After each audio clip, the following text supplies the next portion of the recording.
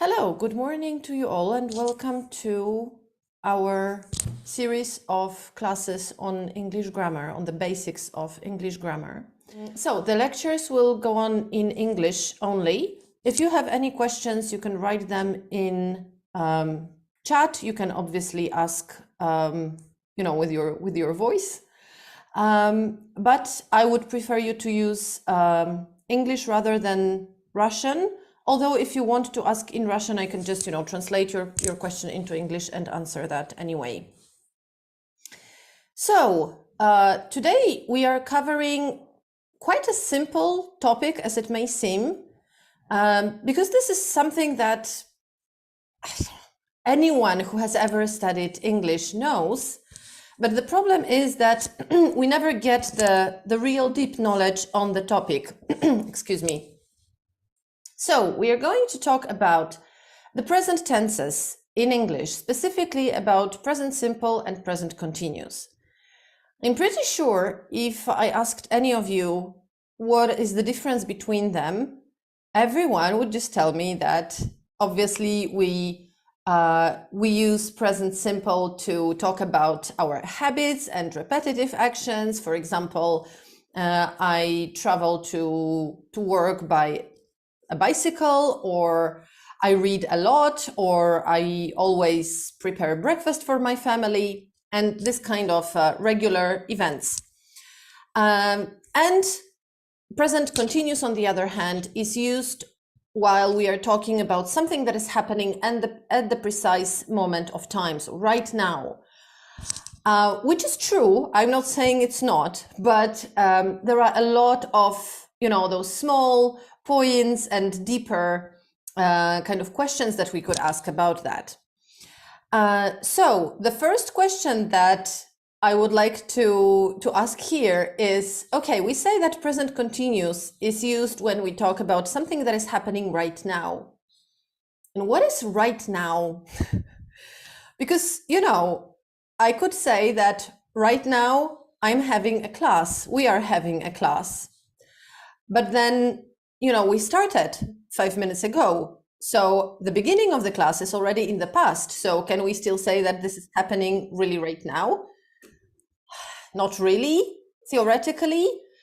So theoretically, if we really think in a philosophical way, we would say that right now is like precisely this like millisecond that, is just happening.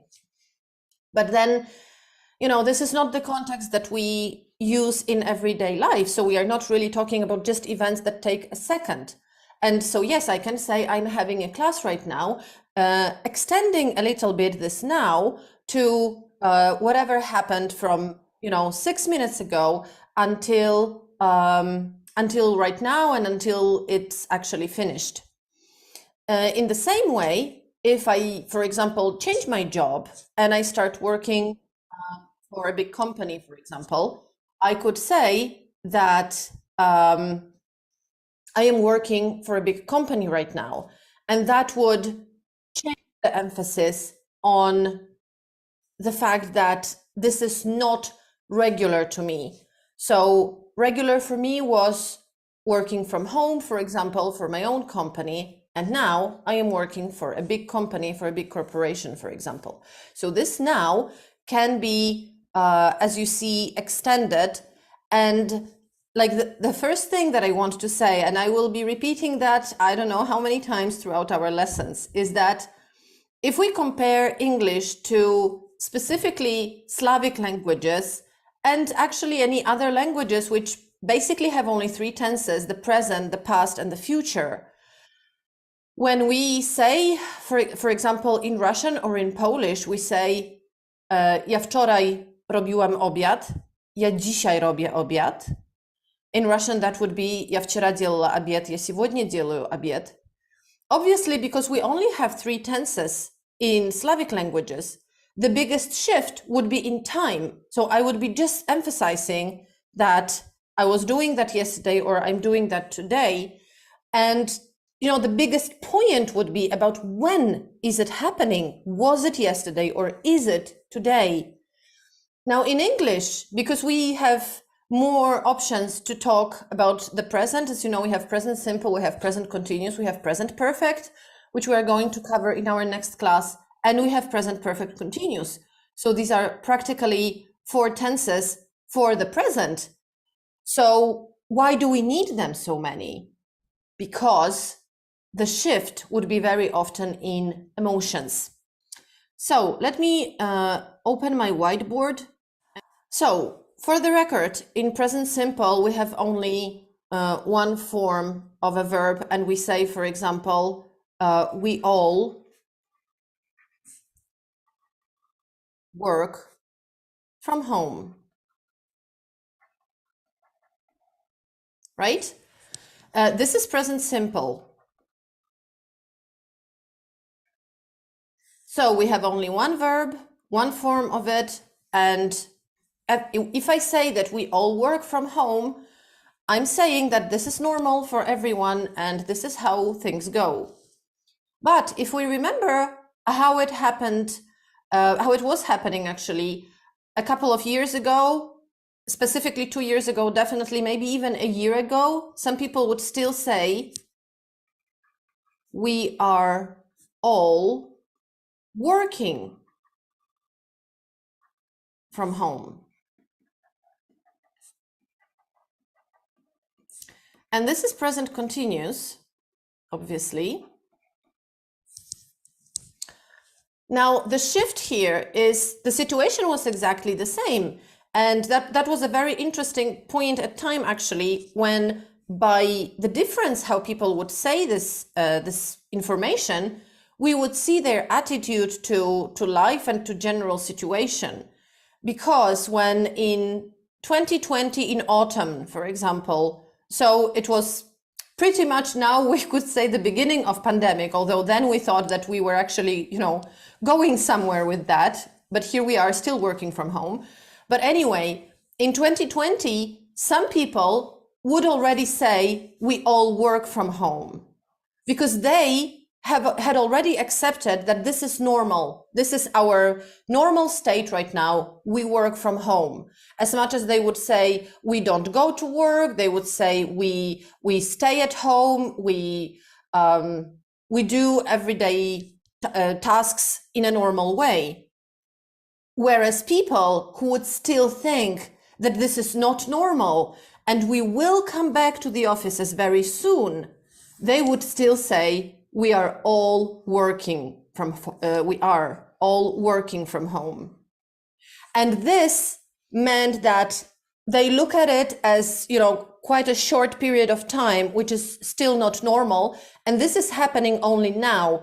And very soon in the future, it will either change or maybe then it will become normal, but it's still not normal right now. Okay? So that was how we could see what approach people actually have to this whole crisis and situation, if they already think that this is normal, or if they still actually think that, okay, this will change very soon. We all know that it didn't. So that's one thing about present continuous, which we have to remember, that this right now can be quite changeable and discussable what it really is. Then a very important point about present continuous when we also have to use it is when we describe pictures.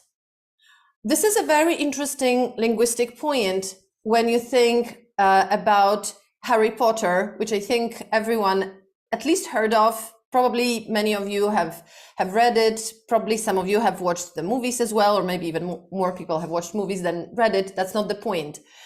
But the thing is that in Harry Potter, if you remember, when they would look at the pictures, what was happening in the pictures? People were literally moving. So those pictures were not static. They were really like a piece of a movie. So if there was a family picture, for example, of Harry's parents, they would be waving at him.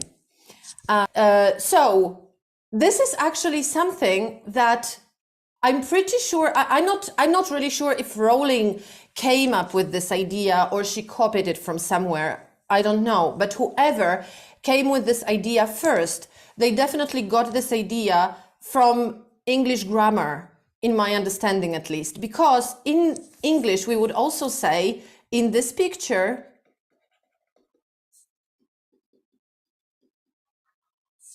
I don't know, my friends and I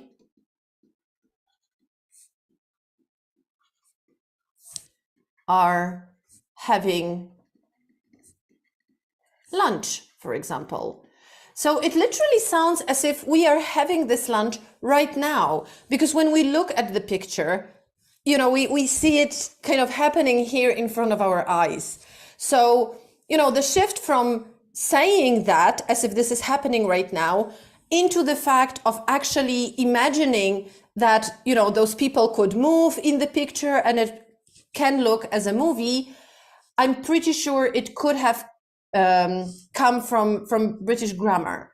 So whenever you describe anything in any picture, be it, I mean, a photo picture or a picture in a gallery, a piece of art, we always have to use present continuous there, and we have to say what is happening there. So these people are having fun, these people are working, this man is painting, this man is talking on the phone, whatever is happening in present continuous. So that's the second point. And then obviously, I hope it's obvious for you, in many situations, we would say, we would use present continuous about the future. So I could say, for example, I'm going to London next week, which would mean that this is really fixed, some arrangements are made, and like there is, it's kind of very, very official, if I could say, meaning that it's done. There is nothing to change about it. We are going to talk about the future tenses in our next classes. So I'm just, you know, signaling you here that when, you know, when we were told at school that present continuous is used only for what is happening right now, it was right. But what was very confusing was that, you know, sometime later they would kind of throw this little bit of information that, yeah, it can be also used for the future. Although, frankly speaking, a lot of my students tell me that they have never heard that at school even. I don't know why, but the future tenses are being taught very, very badly in our countries, at least. So what I want to do here, again, is to, you know, get this all information together so that you really know pretty much everything that you have to about those two tenses and the shift and the difference between them. So that's the general thing about present simple and present continuous. Now we are going to dig a little deeper and talk about some more specific things. So we have something which is called state verbs.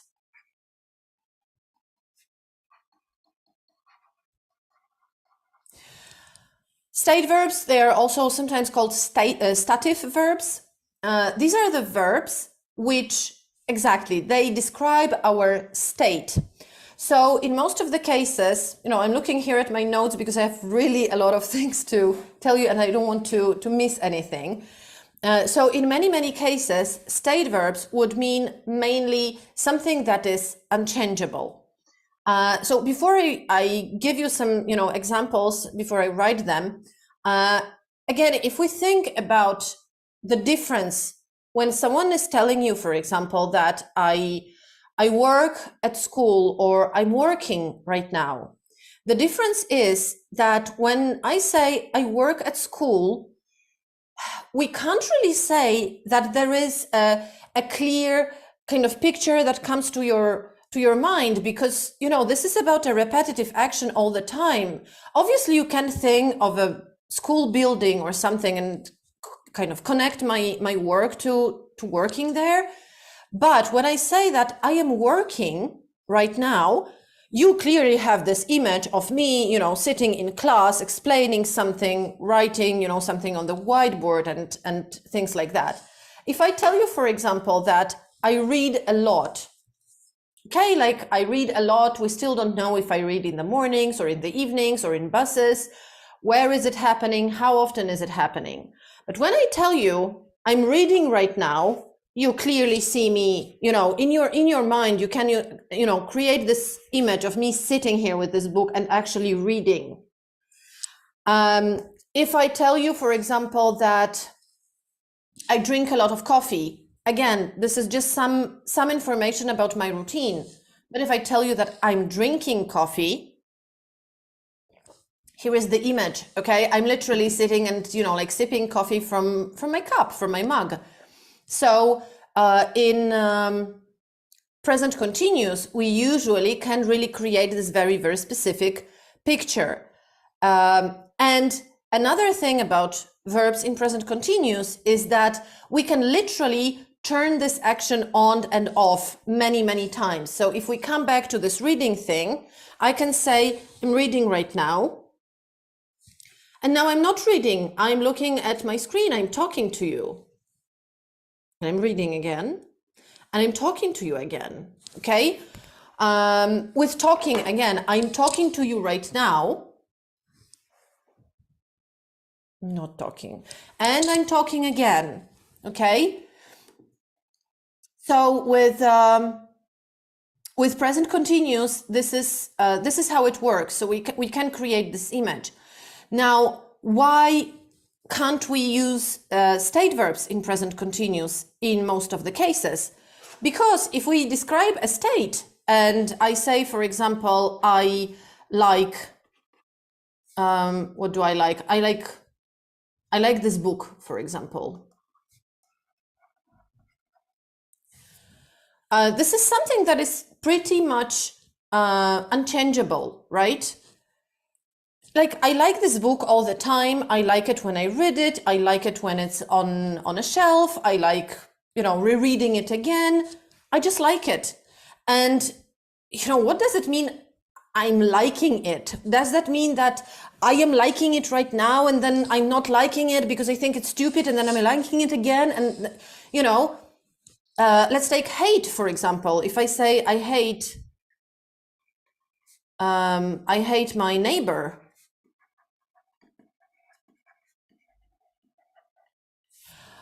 you know, if I hate this guy because he keeps doing renovation all the time, then I hate him all the time. I can't say that, yes, I hate him right now and then I love him, but no, I hate him again, then I love him again.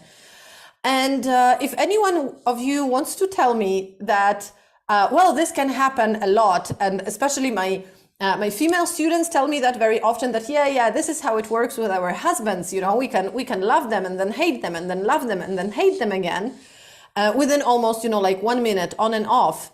But remember that language always shows you mentality of the people who have created this language.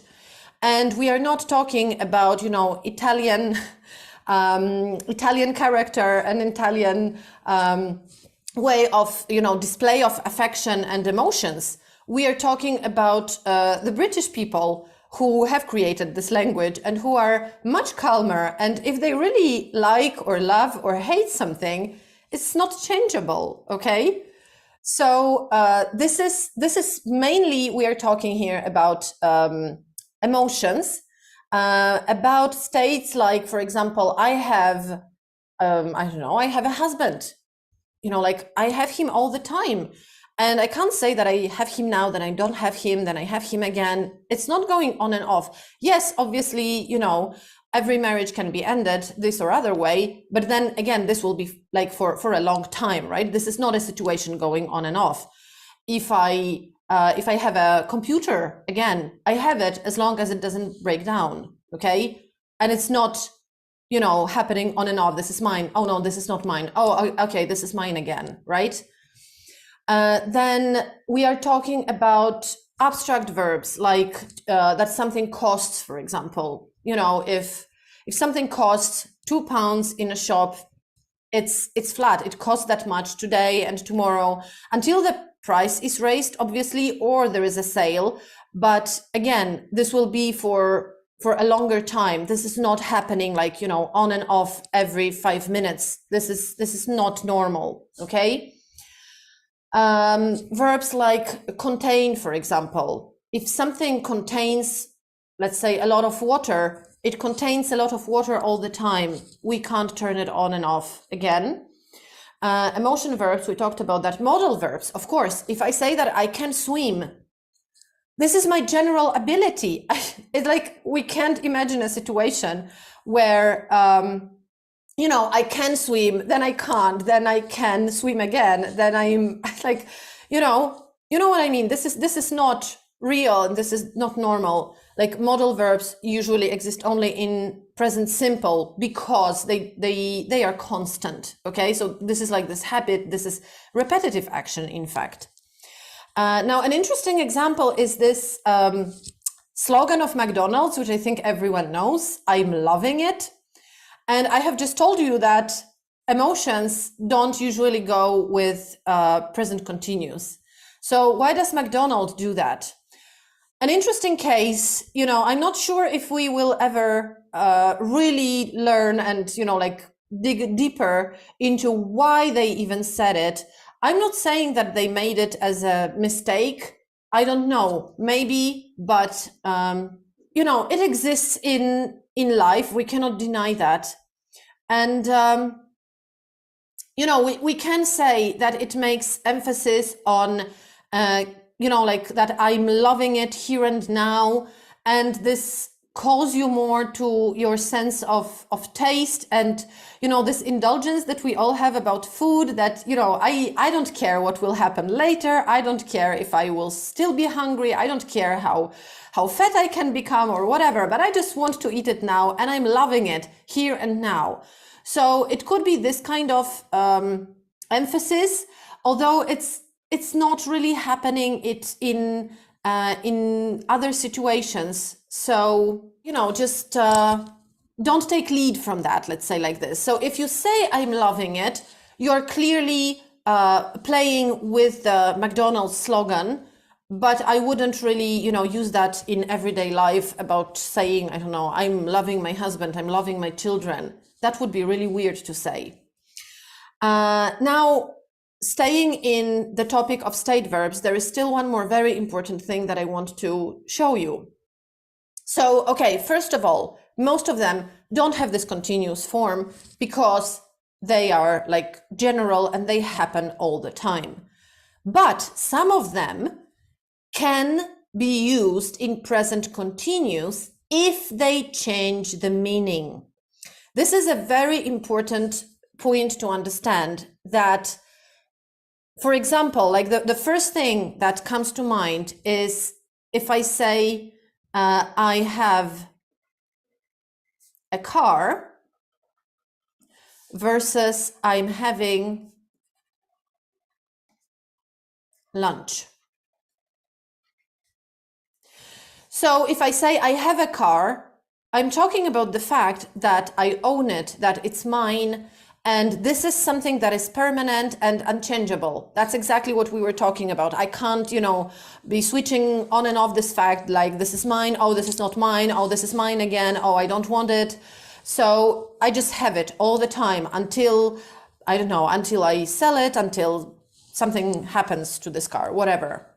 But when I say I am having lunch, in this situation, the word have means to take an action as much as I would say I'm having coffee, I'm having a class right now, I'm having fun. This is about like my, how to say that, my experience. I'm experiencing something. I'm experiencing this class. I'm experiencing fun, for example. So in this regard, this is a shift of a verb. I hope you see that and you understand that it's not the same meaning as in the sentence, I have a car, okay? Now, the second nice example and a very interesting one is when I say, I hear some voices versus I'm hearing some voices.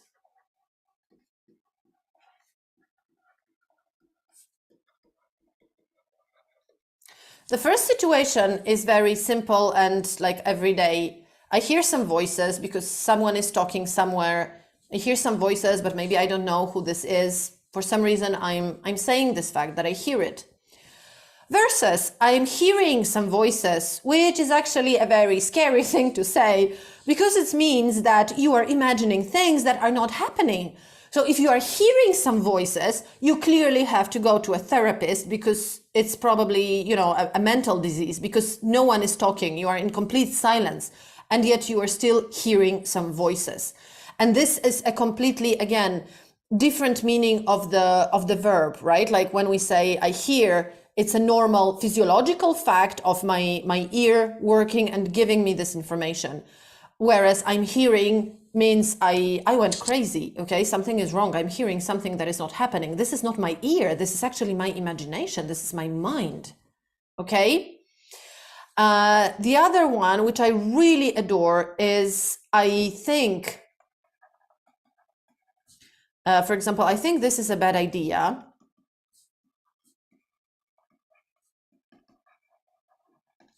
And I'm thinking. I'm thinking about that, let's say, about that. So here when I say I think, it means this is my opinion. Opinion. So I think this is a bad idea. It means, in my opinion, in my view, this is a bad idea. Let's better not do that. When I say I'm thinking, I'm really talking about the process of analyzing. And this is where, again, you can see a clear image when, you know, like I'm sitting and you can almost, you know, like hear my thoughts, and you see that I'm deeply, deeply there in my mind. I'm like, I'm thinking. Oh, please don't disturb me. I'm thinking right now. So this is a completely different, different way of, you know, phrasing things. Because, you know, it's not like when I say I'm thinking, I'm talking about something totally different, because we are still talking about the process in my mind. But again, the shift is different. I think this is a bad idea is my general opinion. And it actually might not have any, you know, important emotional context. Whereas I'm thinking would mean that, you know, that this is an important process. Oh, please don't disturb me. Please don't talk to me right now. I'm thinking. Okay. So I will put a file with a list of those verbs in the description box of the video, and you will see more of them. It's really interesting to, you know, look at how they work in different contexts, and actually realize that yeah, they might mean different things, and that's why they can be used in present continuous, because that meaning can be happening right now in the moment. Okay. So that's that about state verbs. Now, another important thing that you probably have heard at school, if you have ever learned English, is what we call signal words for a tense. So signal words for present simple are, as we are always taught at schools, and we see that in many course books and grammar books, these are words like usually, often, seldom, never, always, from time to time.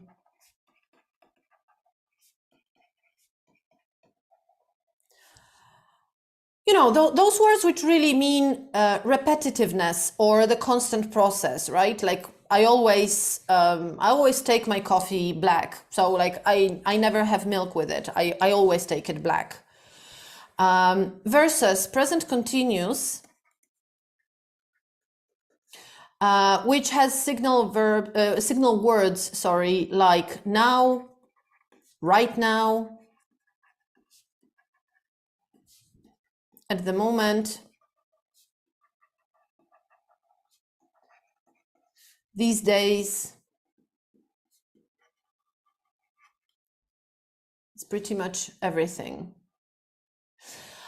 So something that emphasizes the process right now, right? So even if we say these days, that would again mean that we extend now a little bit, but we see it as a smaller process in comparison to the whole life situation when I am never busy, but I'm working a lot these days, for example, we could say that. And what we would usually hear at school is that you can't use always with present continuous, because when I say I always read in the evening, it's my repetitive action. So is it true that we can't use always with present continuous? No, it's not. And this is something that for some reason I have never met a student who would actually tell me that, yes, I heard that at school, I know it.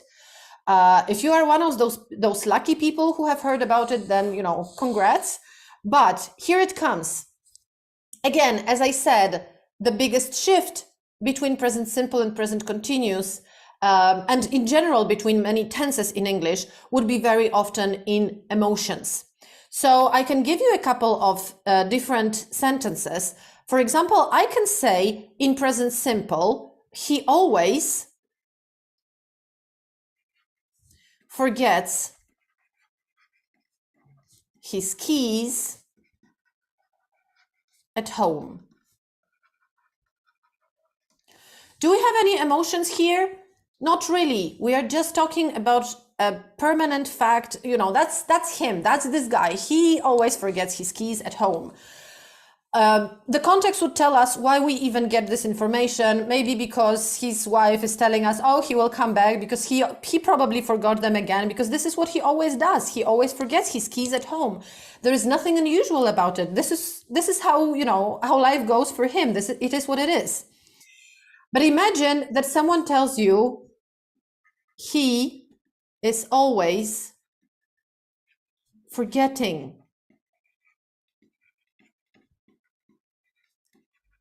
his keys at home. What is happening here? Oh, we have a lot of emotions here. So I can't really imagine, or I can hardly imagine a situation when someone tells you just, you know, he's always forgetting his keys at home. What you would most probably hear is like, he's always forgetting his keys at home, which drives me nuts because I keep telling him that he has to be more concentrated, more focused, or whatever. Or we have a lot of problems because of that, but oh my God, he's always forgetting that. So you see the emotions that are happening here, right? Like, this really annoys me. I hate that. There is probably a big background about it, about our discussions, maybe, I don't know, like scandals and shouting and explaining, asking and everything. And he's still always forgetting his keys at home. Does that mean that always with present continuous must have a negative meaning? No, it can have an extremely positive meaning. Imagine a woman who tells you, my husband is always bringing me flowers.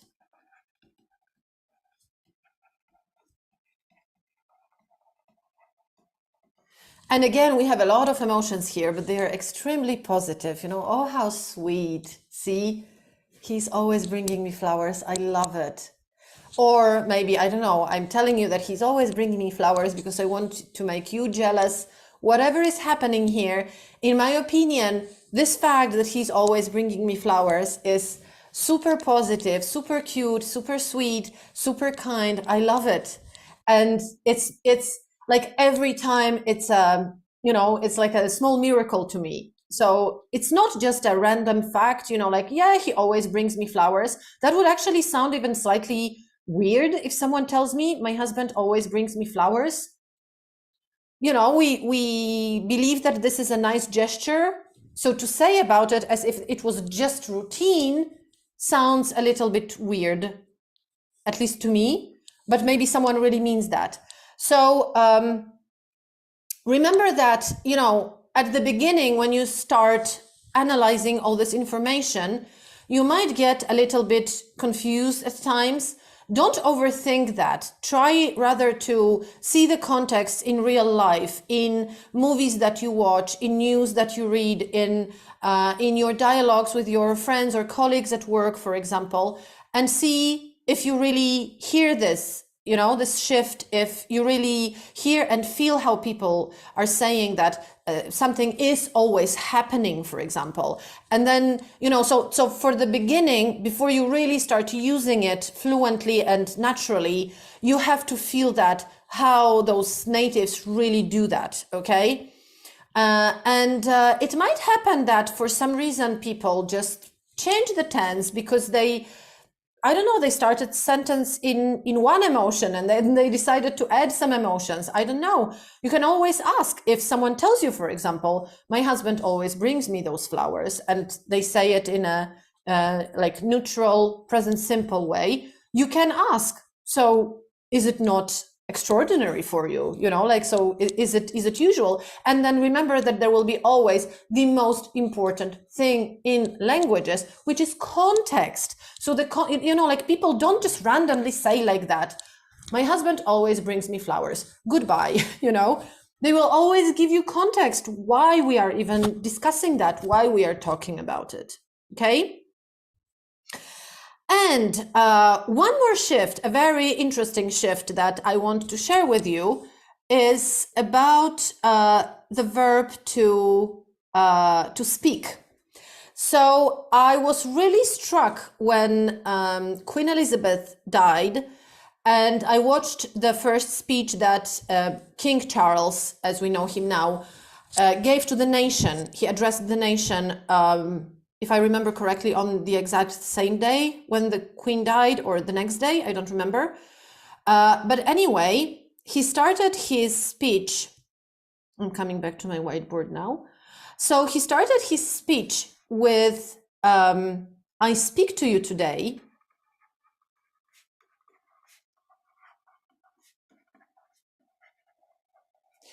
I speak to you today with feelings of profound sorrow, or something like that. And it might actually seem very, very weird. Why did he say, I speak to you today, if this is clearly happening right now? There is something wrong about it, isn't there? Apparently not.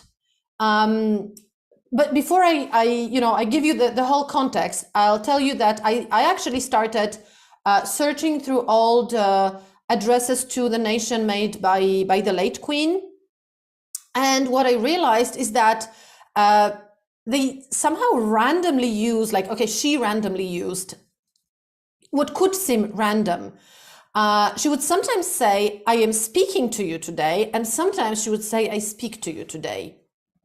So what's the secret behind that? And I will put a cut of those speeches right here in the video when I will be uploading that on YouTube. I speak to you today at the same hour as my father did exactly 75 years ago. So what I say to you now, as your queen and as a grandmother, I say from my heart. I'm speaking to you at what I know is an increasingly challenging time. This year, I'm speaking to you not from Buckingham Palace, but from Sandringham, where my family gathers every year for Christmas. I speak to you today with feelings of profound sorrow. So what is happening here? Why sometimes it's I speak, sometimes it's I'm speaking to you today? Because I speak to you today is much more formal. And I'm speaking to you today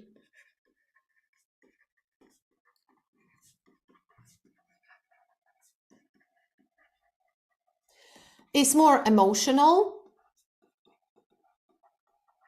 And it also can mean, like those positive emotions of being relaxed.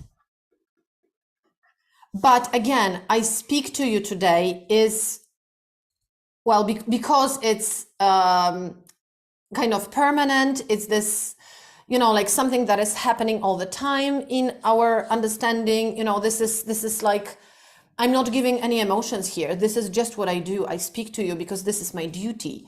Whereas I'm speaking would mean that, oh, here is my heart. I'm with you. I'm really glad to be talking to you. Okay, so here we are. If we look at those speeches again, that's why the King Charles said, "I speak to you today with feelings of profound sorrow," because this was a very formal, a very sad situation. The whole nation was mourning, literally. So, you know, saying "I'm speaking to you today" would be really weird to say, "Oh, you know, I'm relaxed. Oh, finally I became the king. So, you know, I'm speaking to you today. It's nice. Hi, guys." That would be really wrong and weird. If we look at the Queen's speeches, when you saw the Queen dressed in black when she was in mourning, addressing the death of Princess Diana, she said, "So what I say to you now, I say as a mother and a grandfather and a grandmother, sorry, if I remember correctly." So again, she chose the word I say. She didn't say "I am speaking to you today," because, like, again, that was no relaxed context. That was very, very serious. She was sad that the nation actually expected her to be in mourning. Those of you who know the story lying behind the death of Princess Diana, that was a very, very struggling moment for the monarchy. So, you know, saying "I'm speaking to you today" and looking, you know, relaxed and like emotional in a positive way would really go down very, very wrong with the public. Then on the Victory in Europe Day, when we see the portrait of King George the Eighth, I believe, I never remember, frankly speaking, the numbers of those kings, but Queen Elizabeth's father, and then she says, "I speak to you today on exact the same hour as my father spoke to you exactly 100 years ago." Again, this is, you know, like a formal, very like, say, official occasion. You know, we are talking about victory, about the end of the war.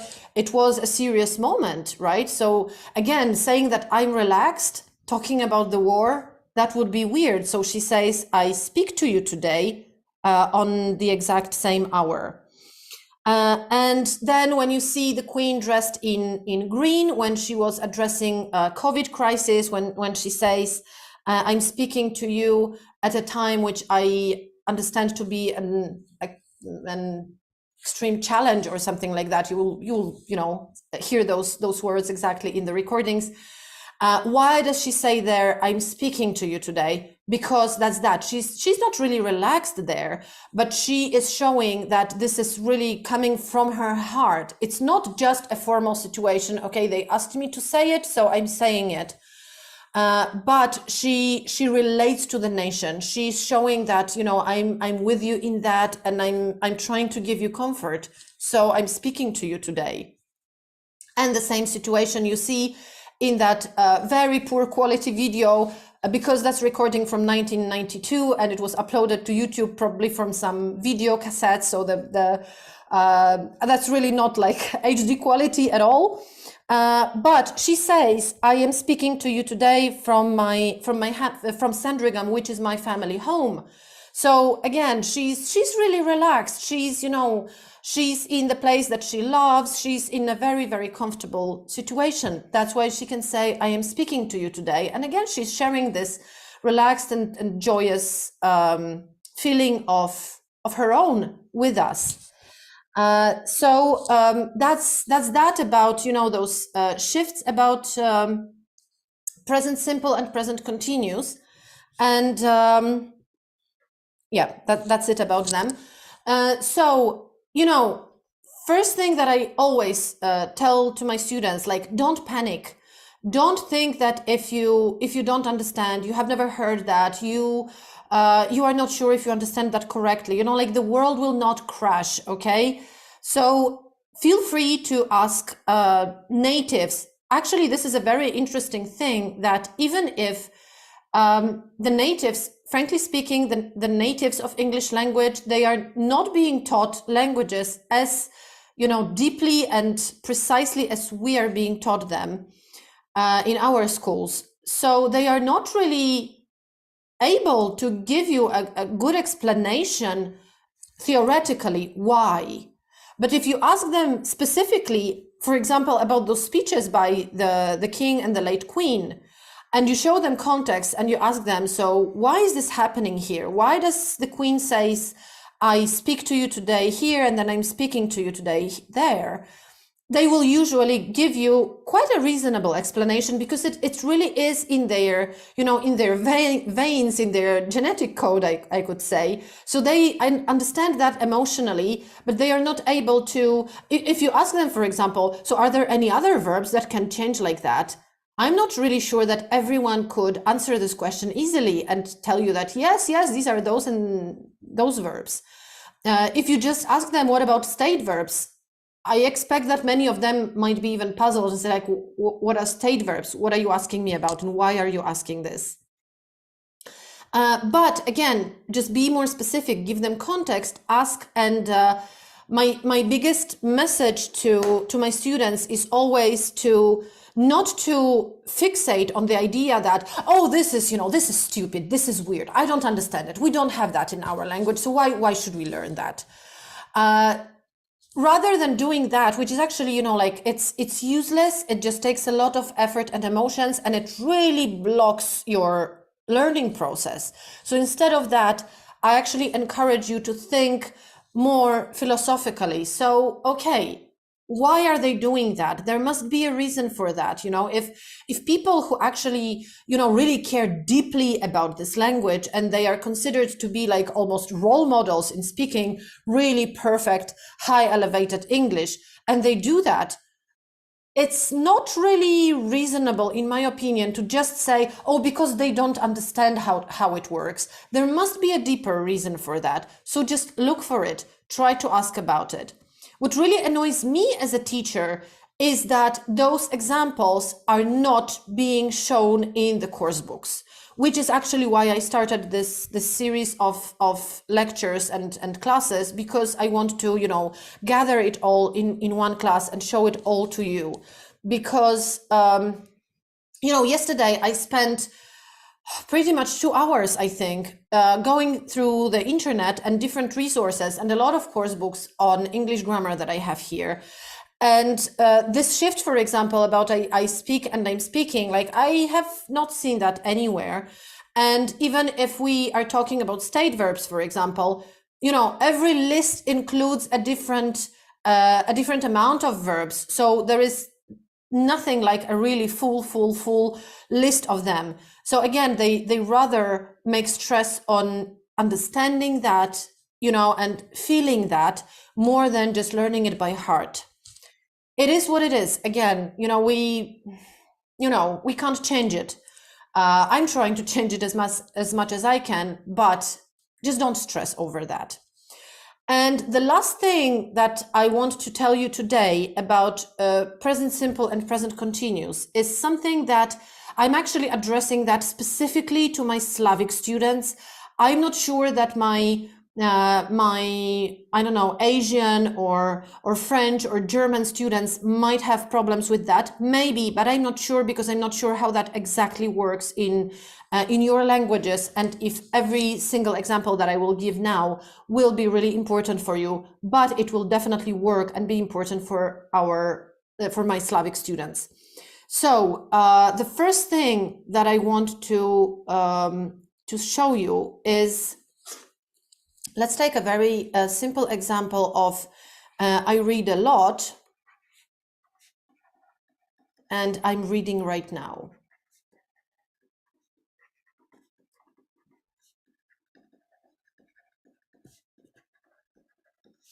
Have you ever caught yourself on just saying I reading right now? I think you might have. At least I really hear that a lot from my students, especially at the beginning of their process. And I think that there is very simple reason for that. If we look at the first sentence, I read a lot, where is the verb? The verb is here. What do? I read a lot.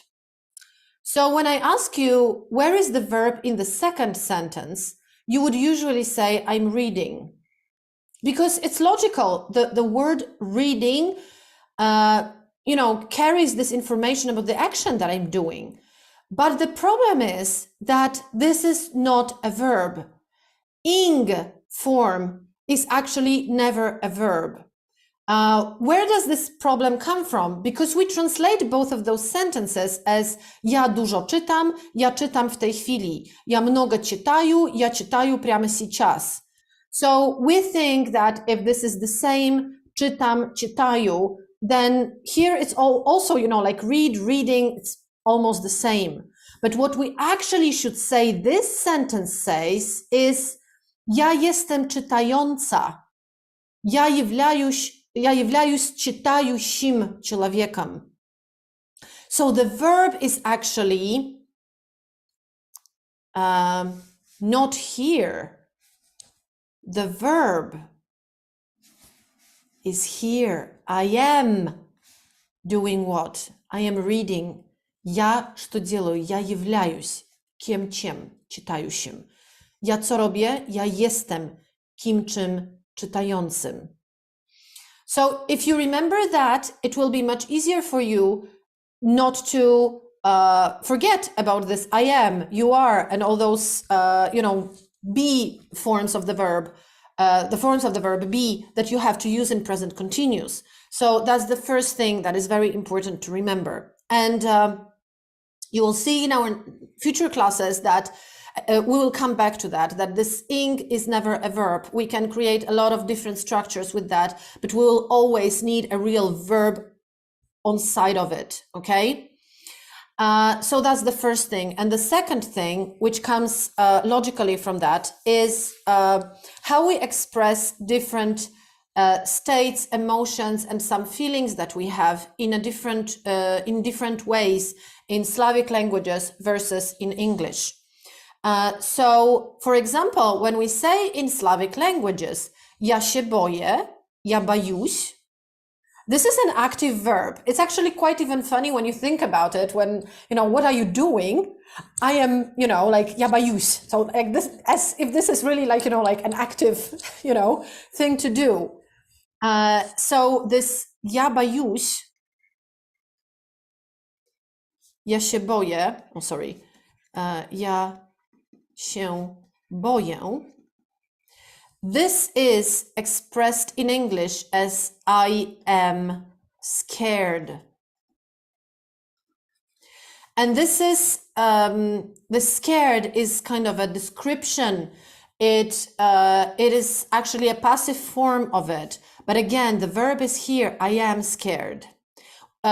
If you forget about it, what I hear a lot again from many students is when you just say I scared, because you translate this active verb ja boюсь, and again you think that scare, this is the core of it, it carries the information of being scared. So instead of I am scared, you say I scared, but it's wrong in English, okay? So you have to use that with the verb I am. The same situation happens with I am nervous.